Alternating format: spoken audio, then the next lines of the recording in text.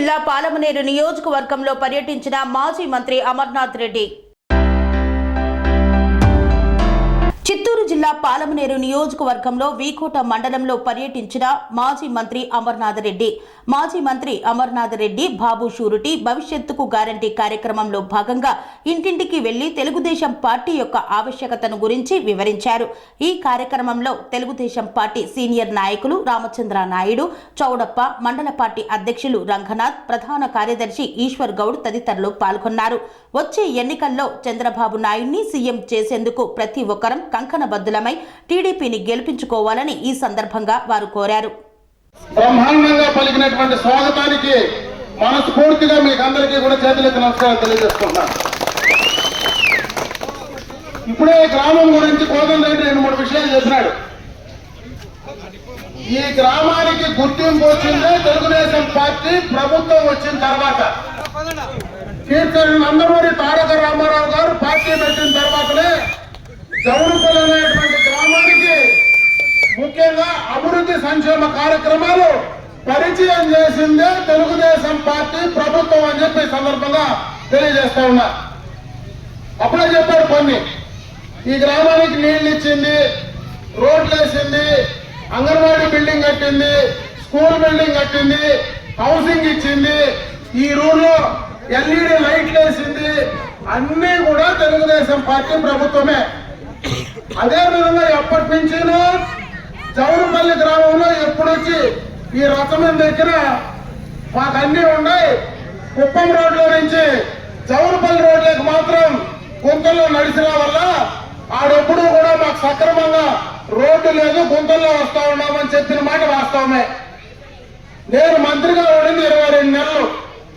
ఆ రోజే కుప్పం రోడ్లో నుంచి జౌరుపల్లి రోడ్లకి, జౌరుపల్లి రోడ్లో నుంచి చింతలకుంటకి, అదేవిధంగా జౌరుపల్లి రోడ్లో నుంచి చెరువు ముందరకి, ఇవన్నీ కూడా సీసీ రోడ్లు వేసింది కూడా తెలుగుదేశం పార్టీ ప్రభుత్వమే.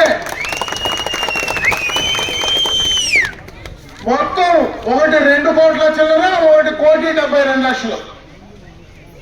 అది కూడా ఎక్స్టర్నల్ ఎయిడెడ్ ప్రాజెక్ట్ కింద, ఈఏపీ కింద. ఇదే జగన్మోహన్ రెడ్డి ప్రభుత్వం దుడ్డు ఇచ్చే పనుల, కేంద్రం నుంచి ఇచ్చే పనుల. ఆ రోజే ఏషియన్ బ్యాంక్ నుంచి తెచ్చిన డబ్బుల్లోనే ఈ యొక్క కార్యక్రమాన్ని చేశాం. ఎన్నికలకు ముందే పనులు కూడా మొదలుపెట్టిన సందర్భాన్ని ఒకసారి గుర్తు చేస్తా ఉన్నా. అయితే నేను ఇప్పుడు చింతలకుంటకు పోయినా.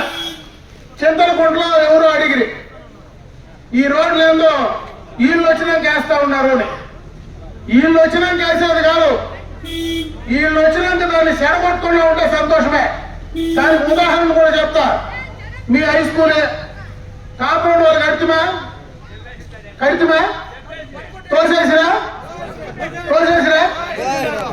కట్టేదానికంటే తోసేదానికి ఇచ్చే ఈ ప్రభుత్వం, ఈ నాయకులు. ఆడు జగన్మోహన్ రెడ్డి చూస్తే ప్రజావేదికను కూల్చేస్తాడు, చౌలుపల్లిలోకి వస్తే కాంపౌండ్ మొదలు పెడతారు.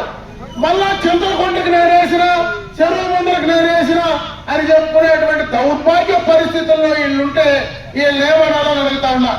ఈరోజు జౌరుపల్లి రచ్చ మీద మాట్లాడుతా ఉన్నా. నిజంగా ఎవరికైనా అనుమానం ఉన్నా, లేదా నేను చేసినానని చెప్పుకునే దమ్మున్నా, లేదా నేను చేసినానని చెప్పుకునే శక్తి ఉన్నా, నా ముందరకు రండి. నేను ఎవిడెన్స్ తో కూడా ఇస్తా, మేసం మీద చెయ్యేసి చెప్తా. నేను చేసిన ఈ నడు రోడ్డు మీద చెప్తా, ఆ రోడ్డు తెచ్చింది నేనే, వేసింది నేనే అని చెప్పి ఈరోజు దమ్మేసుకొని చెప్తాను. చెప్తావా? చెప్పగలవా? నీ దగ్గర ఉందా? ఈడుండే పిల్లలందరికీ కూడా సోషల్ మీడియాలో పెడతా. అది ఆడాడ టెంకాయలు కొడతా ఉండే. నిన్న కూడా ఓ చోట పోతే బొమ్మలు వేసుకొని టెంకాయలు కొట్టింది. పోతా చూసి గబాన్ నిలిచిపోతుంది.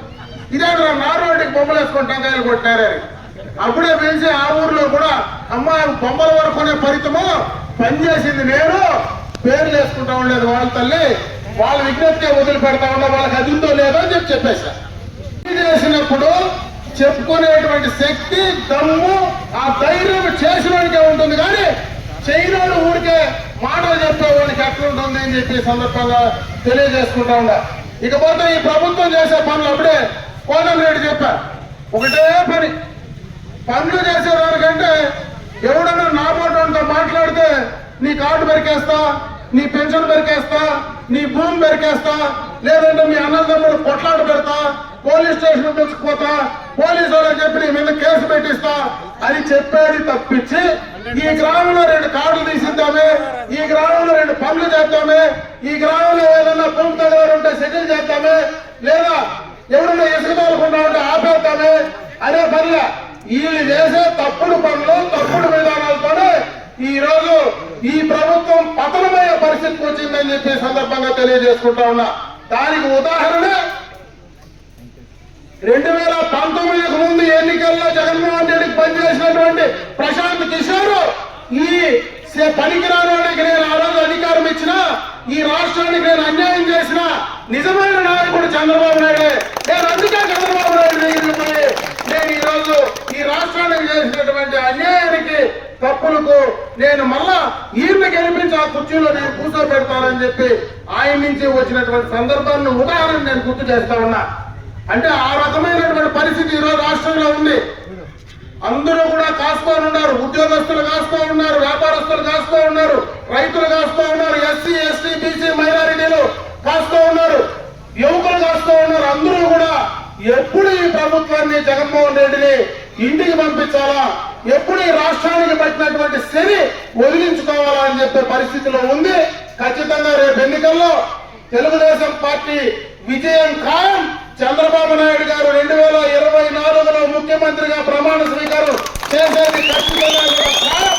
మళ్ళా ఇంకేదైనా మిగిలిపోయిన కార్యక్రమాలు అప్పుడే చెప్పినాడు. ఈ గ్రామానికి సంబంధించి ఒక్క కార్యక్రమం అయినా ఈ 4.5 సంవత్సరంలో ఆడొక మూర, ఏడొక మూర, ఏదన్నా సిమెంట్ రోడ్లు ఏమన్నా వీళ్ళు కాకుండా బయట నుంచి తెచ్చేసేవాళ్ళు తప్పించి ఈ ప్రభుత్వం చేసినటువంటి ఏ అభివృద్ధి కార్యక్రమాలైనా ఉందా అంటే ఎక్కడా కూడా చేసినటువంటి పరిస్థితి లేదు. అందుకే ప్రజలు విసిగిపోయినారు. ఖచ్చితంగా కూడా ఈ రాష్ట్రానికి నూకలు చెల్లినాయి, ఈ రాష్ట్రానికి ఈ ప్రభుత్వానికి నూకలు చెల్లినాయి. జగన్మోహన్ రెడ్డిని ఇంటికి పంపించే తథ్యమని చెప్పి తెలియజేసుకుంటూ రేపు జరిగే ఎన్నికల్లో తెలుగుదేశం పార్టీకి సైకిల్ గుర్తుపైన ఓట్లేసి మళ్ళా చంద్రబాబు నాయుడు గారిని ముఖ్యమంత్రి చేయడానికి మీరు ముందుండి పనిచేయాలని చెప్పి ఈ జగన్పల్లి గ్రామ సోదరి సోదరులందరినీ కూడా మనస్ఫూర్తిగా చేతులెత్తి నమస్కారాలు తెలియజేసుకుంటూ సెలవు తీసుకున్నా. జై హింద్, జై తెలుగుదేశం, జై జనసేన. స్వామి బోధానంద గోసేవ ఆశ్రమం సైథాపూర్. జ్యోతిష్యం, వాస్తుశాస్త్రం మన పూర్వీకులు మనకిచ్చిన వరం. దుర్గాదేవి, కాలభైరవ ఉపాసనతో వాక్సిద్ధి పొందిన శ్రీ శ్రీ బోధానందగిరి స్వామివారు మీకు ఎలాంటి సమస్యలున్నా, వాటిలో ముఖ్యంగా ధన నష్టం, ఆరోగ్య నష్టం, భార్యాభర్తల మధ్య గొడవలు, ప్రేమించుకున్న వారు దూరం అవడం, ఎన్ని సంబంధాలు వచ్చినా పెళ్లి ముడి పడకపోవడం, రోడ్డు ప్రమాదాలు, అప్పుల బాధలు, వ్యవసాయంలో నష్టాలు, పెద్దల మాట పిల్లలు వినకపోవడం, ఆరోగ్య శాంతి, గృహశాంతి, మనశ్శాంతి లేకపోవడం, ఇలాంటి సమస్యలు ఉన్నట్లయితే ఒక్కసారి స్వామీజీని కలవండి. మీ సమస్యలకు తగిన పరిష్కారాన్ని పొందండి. అంతేకాక అన్ని రకాల వ్యాధులకు గోపంచకవ్య మరియు మూలికా వైద్యం చేయబడును. నమ్మకంతో రండి, ఆయురారోగ్యాలతో వర్ధిల్లండి. మా అడ్రస్ స్వామి బోధానంద గోసేవ ఆశ్రమం, సైథాపూర్, వీరభద్ర స్వామి గుడి దగ్గర, యాదగిరిగుట్ట. సంప్రదించవలసిన నెంబర్ 9849213754 మరియు 9618034138.